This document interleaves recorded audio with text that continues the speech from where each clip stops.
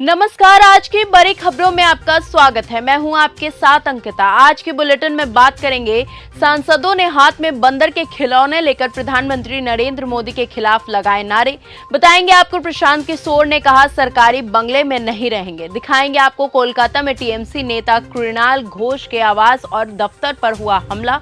और बुलेटिन के आखिर में देखेंगे, बांग्लादेश में अब रात के 8 बजे बंद हो जाएगा शॉपिंग मॉल और बाजार। लेकिन दिन भर की तमाम खबरों से पहले एक नजर सुर्खियों पर।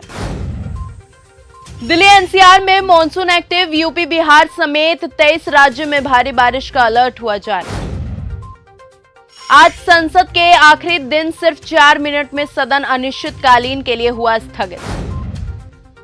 सुखबीर सिंह बादल पर हुआ जानलेवा हमला, पुलिसकर्मी भी हुए घायल, अस्पताल में करवाया गया भर्ती। आखिरी दिन विपक्षी सांसद हाथ में बंदर के खिलौने लेकर प्रधानमंत्री नरेंद्र मोदी के खिलाफ लगाए नारे। विपक्षी सांसद अलग अलग जगहों पर प्रदर्शन करते नजर आए हैं। कई सांसदों के हाथ में बंदर के खिलौने थे और प्रधानमंत्री मोदी को निशाना बनाकर और 56 इंच का छोटा बंदर बाल नरेंद्र जैसे नारे लगाए गए। राहुल गांधी ने ठुकराई ओम बिरला की चाय का न्योता। राहुल गांधी और इंडिया गठबंधन के अन्य नेताओं ने मॉनसून सत्र के अंत में लोकसभा अध्यक्ष ओम बिरला द्वारा बुलाई गई पारंपरिक चाय पार्टी का बहिष्कार किया है। सदन का अनिश्चितकालीन के लिए स्थगित होने के बाद ये बैठक बुलाई गई थी, जिसमें राजनीतिक गतिरोध और विरोध के चलते विपक्षी नेता शामिल नहीं थे। प्रशांत किशोर ने किया बड़ा ऐलान, सरकारी बंगले में नहीं रहेंगे। प्रशांत किशोर ने कहा, यह आवास एक ऐसी जगह होनी चाहिए जहां लोग अपनी समस्याओं, शिकायतों और सुझाव के लिए सीधे अपने चुने हुए प्रतिनिधि से मिल सके। उन्होंने कहा कि ये ऑफिस आम जनता के लिए खुला रहेगा ताकि उन्हें अपनी समस्याओं के लिए इधर उधर भटकना ना पड़े। संसद के बाहर दान पात्र रखकर विपक्ष ने जुटाए 2,14,000, अब हनुमान मंदिर में किए जमा। संसद भवन के मकर द्वार पर विपक्ष ने कई दिनों तक राम मंदिर चढ़ावा चोरी मामले पर दान पात्र लेकर प्रदर्शन किया था। एक दिन तो सांसद पप्पू यादव साधु के वेश में नजर आए थे और इसको लेकर घिरे भी थे।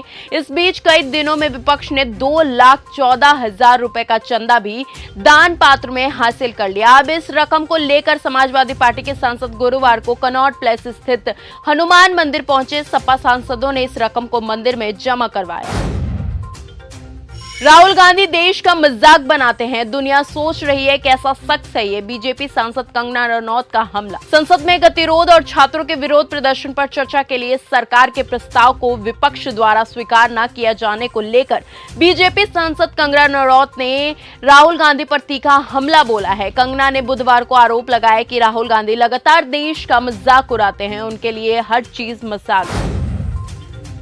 कीड़े मकोड़े, गंदगी, बड़े बड़े पिज्जा ब्रांड में लापरवाही से बन रहा फूड। मुंबई में डोमिनोज पिज्जा हट पर हुआ बड़ा एक्शन। मुंबई में food and drugs administration FDA की टीमों ने 11 अगस्त को डोमिनोज पिज्जा, केएफसी, पिज्जा हट, McDonald's, Subway, burger king, Starbucks और जैसे बड़े इंटरनेशनल और नेशनल ब्रांड्स के 104 आउटलेट की जांच की। इसमें से कई जगहों पर बड़े पैमाने पर गंदगी, कीड़े मकोड़े जैसे गंभीर लापरवाही देखने को मिली। इसके बाद मुंबई में डोमिनोज के 3 आउटलेट का लाइसेंस सस्पेंड कर दिया गया।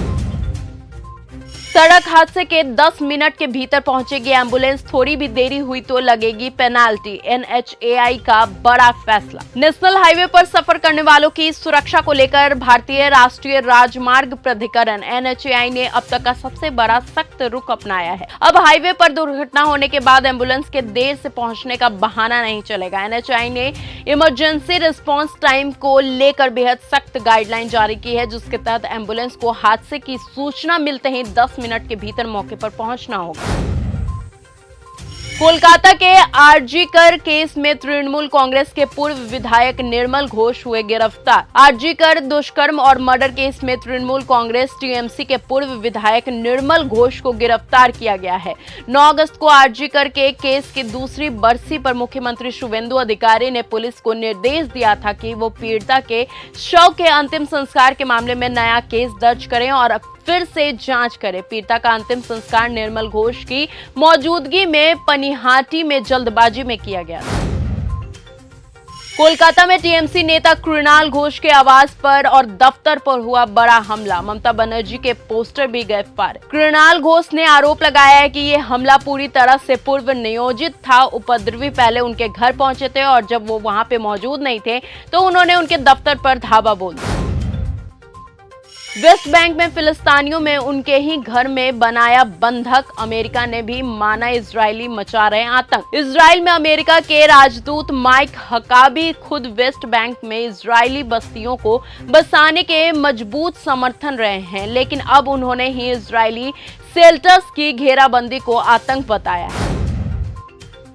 मैं हाफिज सईद साहब का गुलाम हूं। लश्कर के आतंकियों के साथ बैठे पाकिस्तान के पूर्व मंत्री का बेशर्म कबूलनामा आया सामने। इमरान खान में गृह मंत्री रहे शेख रशीद अहमद ने भारत को भी गीदड़ भभकी दी है। कहा है भारत में ना तो कोई पक्षी चहचहाएगा और ना ही मंदिर में घंटियां बजेगी।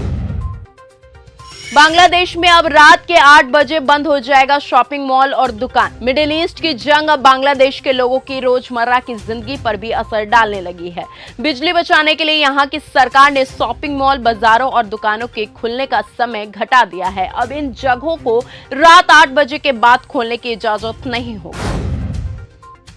जापान से 81 साल पहले रूस ने छीना था सोना चांदी से मालामाल द्वीप। पहली बार पुतिन पहुंचे तो मचा बवाल। रूस के राष्ट्रपति व्लादिमीर पुतिन गुरुवार 13 अगस्त को पहली बार रूस के एकदम पूर्व में मौजूद कुरिल द्वीप समूह पहुंचे। पुतिन के इस दौरे से जापान नाराज हो गया और उसने रूस के खिलाफ कड़ा विरोध दर्ज कराया है। वजह है कि कभी ये द्वीप जापान के हिस्से में हुआ करते थे।